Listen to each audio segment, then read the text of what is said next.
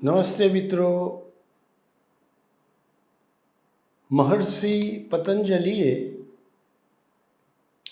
યોગ દર્શન વિભૂતિપાદના 3જા અધ્યાયના 16મા શ્લોકમાં એક સરસ વાત કહી છે. પરિણામત્રય સંયમાત અતીત અનાગત જ્ઞાનમ. એટલે કે ધ્યાન, ધારણા અને સમાધિ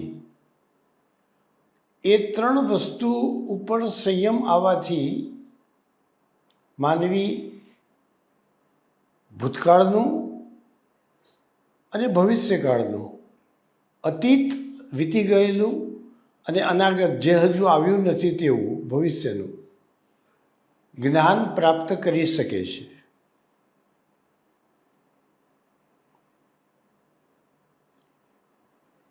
મનોવિજ્ઞાનીઓની દૃષ્ટિએ સ્વપ્ન પણ એક અદ્ભુત બાબત છે. સામાન્ય રીતે વેદાંતની દૃષ્ટિએ સ્વપ્નોને મિથ્યા કહેવામાં આવ્યા છે. આ સંસારને પણ સ્વપ્નવદ મિથ્યા બતાવવામાં આવ્યો છે. પણ એનો એક જુદો અભિગમ છે. પણ મનોવિજ્ઞાનની દૃષ્ટિએ સ્વપ્નો ખૂબ સાર્થક, ઉપયોગી અને લાભકારક છે.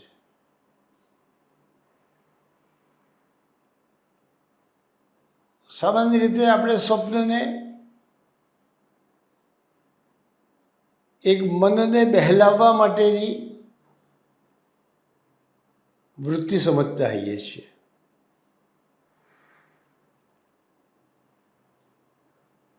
મહાન મનોવિજ્ઞાની સિગમન્ડ ફ્રોઈડ સ્વપ્નને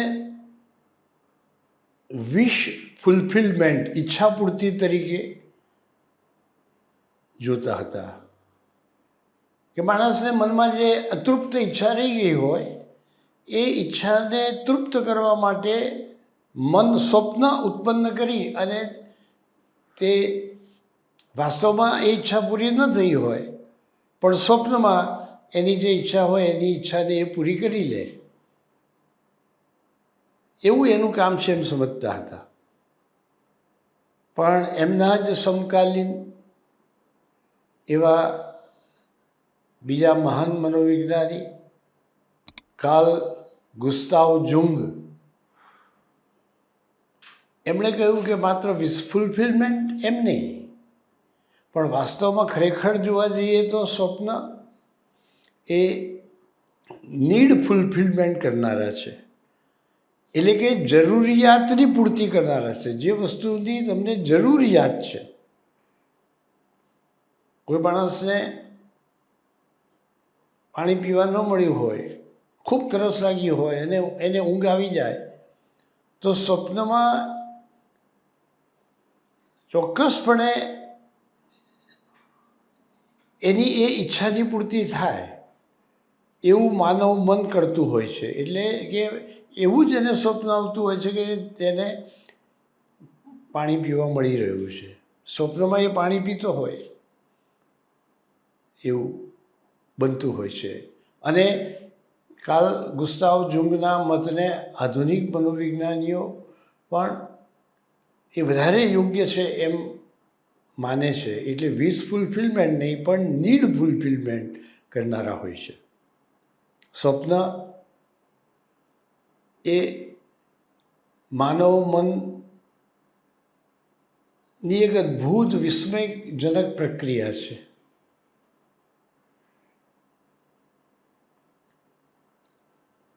વ્યક્તિએ પોતાને ઉદ્દેશીને લખેલો અંગત પત્ર હોય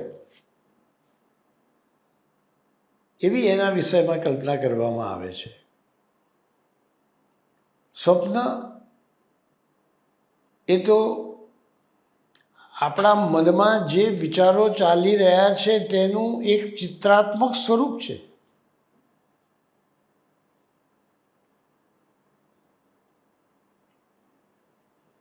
કેલ્વિન હોલ નામના મનોવિજ્ઞાનીએ આ મત આપ્યો કે સ્વપ્ન એ તો વિચારોના ચિત્રો છે.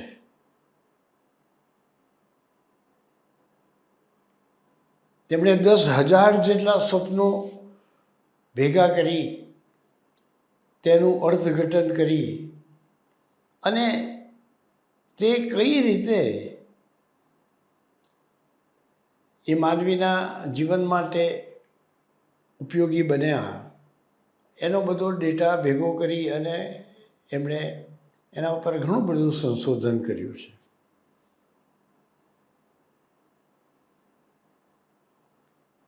બ્રિટિશ મનોવિજ્ઞાની એન ફેરાડે તો એમ કહે છે કે સ્વપ્નો માનવ સંબંધોને સુધારનારા છે. આપણા જીવનમાં જાગૃત અવસ્થામાં રોજબરોજની પ્રક્રિયામાં જે કંઈ પણ બન્યું હોય, કોઈક સમસ્યા ઊભી થઈ હોય તો એનું નિવારણ પણ આપણું મન સ્વપ્નમાં કરી દે છે. એટલે એ માનવ સંબંધોને સુધારનારા છે. એટલું જ નહીં, પણ સ્વપ્ન એ રોગ નિદાન અને ચિકિત્સાનું પણ કાર્ય કરનારા છે. રશિયન મનોવિજ્ઞાની કઝાસ્કીને આના ઉપર ઘણું બધું સંશોધન કર્યું છે. સ્વપ્ન એ ટેલિપથીનું પણ કામ કરે છે, ક્લેરવોયન્સનું પણ કામ કરે છે. એટલે ડ્રીમ ટેલિપથી, ડ્રીમ ક્લેરવોયન્સ, ડ્રીમ પ્રિકોગ્નિશન, જેમ આપણે શરૂઆતમાં જોયું તે પ્રમાણે ધ્યાન, ધારણા અને સમાધિ એ અવસ્થામાં પણ માનવીને અતીતનું અને અનાગતનું, ભૂતકાળનું અને ભવિષ્યકાળનું જ્ઞાન થઈ જાય છે. એવી રીતે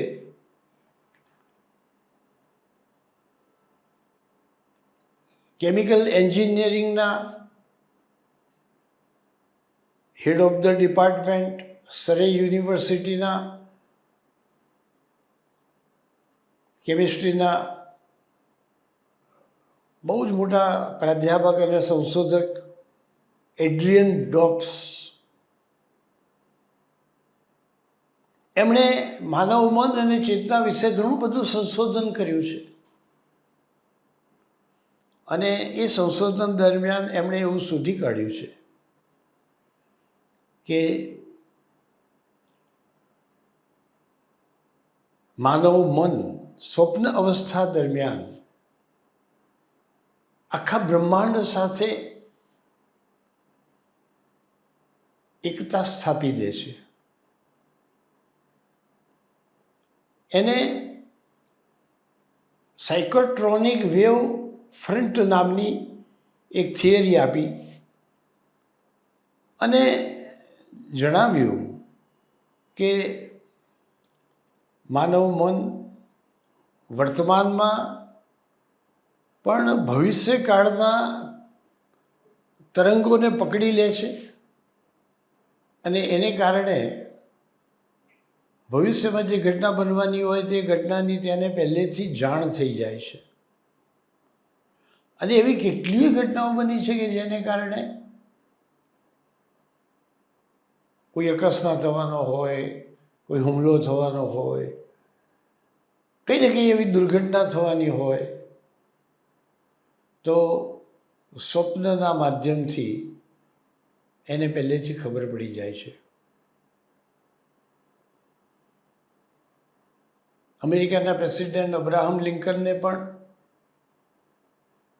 પોતાનું મરણ થવાનું હતું તેની પૂર્વે જ સ્વપ્ન દ્વારા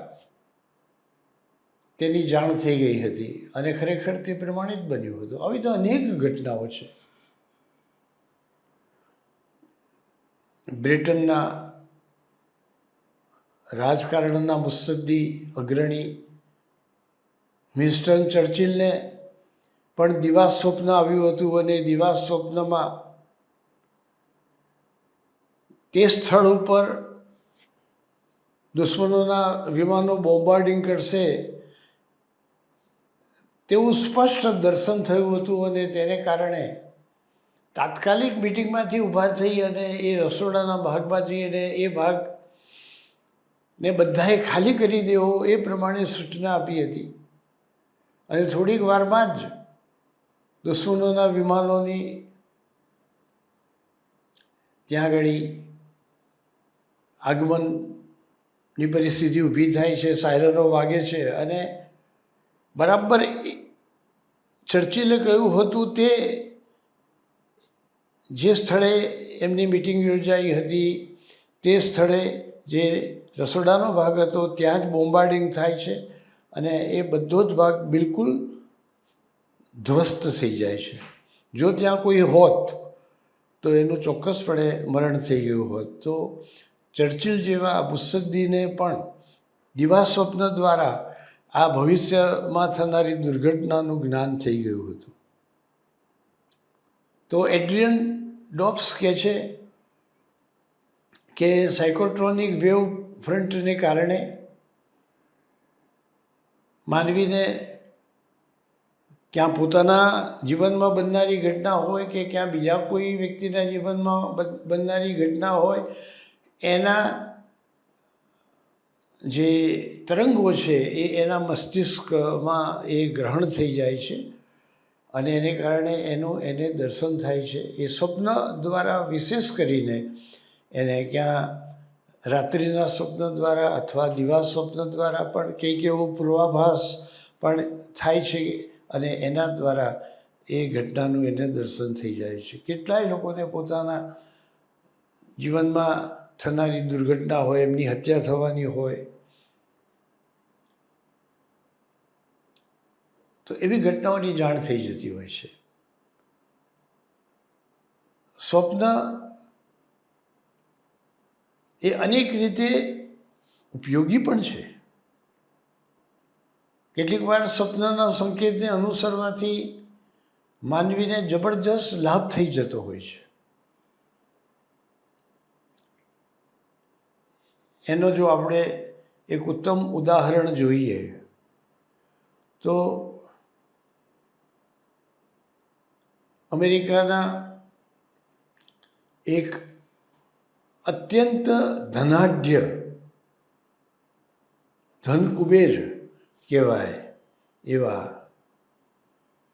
સ્ટ્રેટન એ અમેરિકાની સોનાની ખાણના માલિક બન્યા. અત્યારે પણ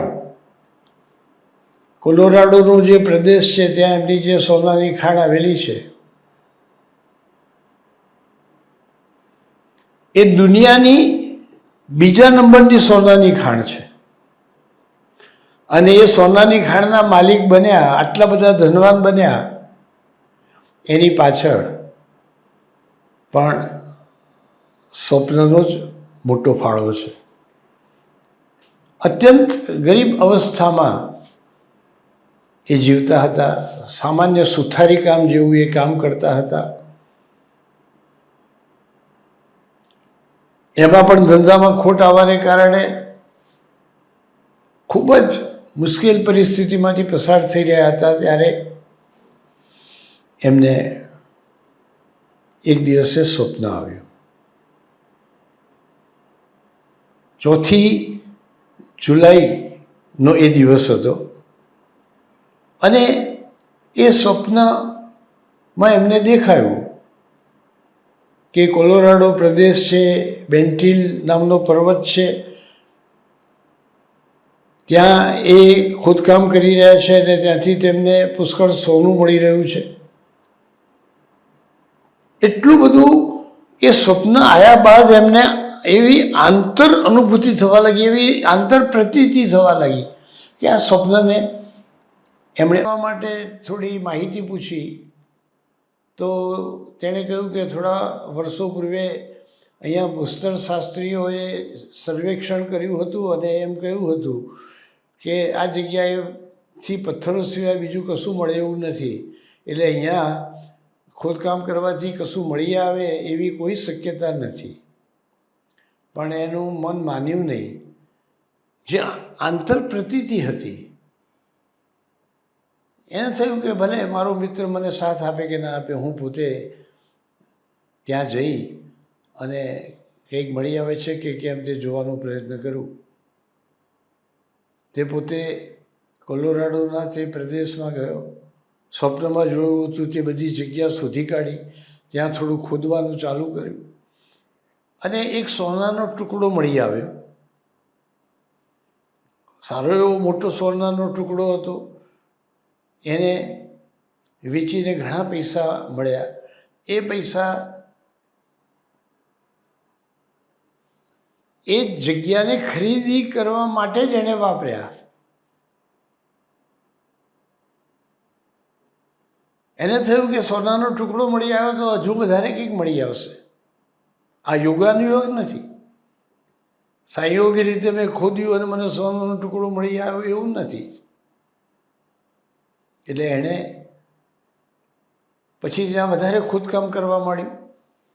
માણસોને રોક્યા બીજા, અને ખરેખર ત્યાંથી વધારે ને વધારે સોનું મળતું ગયું. અને પછી તો એટલું બધું સોનું મળ્યું. એ પ્રદેશ એનો પોતાનો એને ખરીદી લીધેલી જમીન હતી એટલી. અને પછી ત્યાં સોનાની ખાણ નીકળી અને એ દુનિયાની મોટામાં મોટી બીજા નંબરની સોનાની ખાણ કહેવાય એવી. અને અમેરિકાનો એ અત્યંત સમૃદ્ધ પ્રદેશ પણ બની ગયો, કારણ કે સોનાની ખાણ ત્યાંથી નીકળી એટલે અમેરિકાનો સૌથી એ સમૃદ્ધ પ્રદેશ બની ગયો. અને એ પણ આવો મોટો ધનાઢ્ય કહી શકાય એવો ધન કુબેર બની ગયો. એક સ્વપ્નને કારણે એને આટલો બધો લાભ થયો. એટલે સ્વપ્નને હંમેશા આપણે એ આપણા મનની કલ્પનાઓ છે કે આપણા મનની આંતરમનની ઈચ્છાઓને પૂર્ણ કરવા માટે મને ઊભી કરેલી એક માયાજાળ છે, એ વ્યર્થ છે, નિરર્થક છે એવું સમજીને અવગણવા ના જોઈએ. સ્વપ્નો સાચા હોય છે. સ્વપ્નો સેવવાથી તો માનવી સિદ્ધિને પ્રાપ્ત કરી શકે છે. જર્મનીના મહાન ગણિતશાસ્ત્રી કેક્યુલે એમણે પણ કહ્યું હતું કે let us learn to dream O gentlemen and then perhaps we may find the truth. કે હે સજ્જનો, આપણે સ્વપ્નો જોતા શીખવું જોઈએ, અને એ સ્વપ્ન જો આપણે જોતા શીખીશું તો કદાચ આપણે એના થકી સત્યને પ્રાપ્ત કરી શકીશું. એટલે સ્વપ્નો એ અર્થહીન હોતા નથી.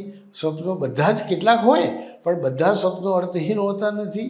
અને સ્વપ્નો એ તો વાસ્તવમાં જોવા જઈએ આપણને અર્થહીન ઉપર છેલ્લી દૃષ્ટિએ લાગે, પણ એ આપણા મને સાંકેતિક ભાષામાં પ્રતિકાત્મક રીતે રજૂ કરેલી બાબત હોય છે. એ સંકેતોમાં હોય છે. એ સ્વપ્નના સંકેતોને જો આપણે ઉકેલી શકીએ, એના પ્રતીકોને જો આપણે સમજી શકીએ, તો આપણી ઘણી બધી સમસ્યાઓનું નિવારણ થઈ જાય. આપણી ઘણા બધા મહાન સાહિત્યકારો અને વિજ્ઞાનીઓ એ કરેલી શોધોની પાછળ પણ સ્વપ્નનો જ હાથ છે. તો એવું કેટલું બધી બાબતોમાં સ્વપ્ન આપણને સહાયભૂત બનનારા હોય છે. તો સ્વપ્નોને આપણે આપણા મનનું એક રહસ્યમય પાસું છે, એ સત્યનું દર્શન કરાવનારા છે. એ ભવિષ્યમાં બનનારી ઘટનાનું સૂચન કરનારા પણ હોય છે. એમ સમજીને આપણે એનો સાચો અર્થ સમજવાનો, ડ્રીમ ઇન્ટરપ્રિટેશન કરતાં આપણને આવડી જાય કે આ જે સ્વપ્ન છે એની પાછળ કયો અર્થ છે, એના અર્થને સમજવાની જો આપણને એક સૂઝ અને સમજ આવી જાય તો એનાથી આપણને ઘણો બધો લાભ થઈ શકે છે. સ્વપ્નો વિશે હજુ ઘણી બધી બાબત છે. આગળ આપણે સ્વપ્નો વિશે બીજા ઘણા બધા નવા એપિસોડ પણ કરીશું. નમસ્તે.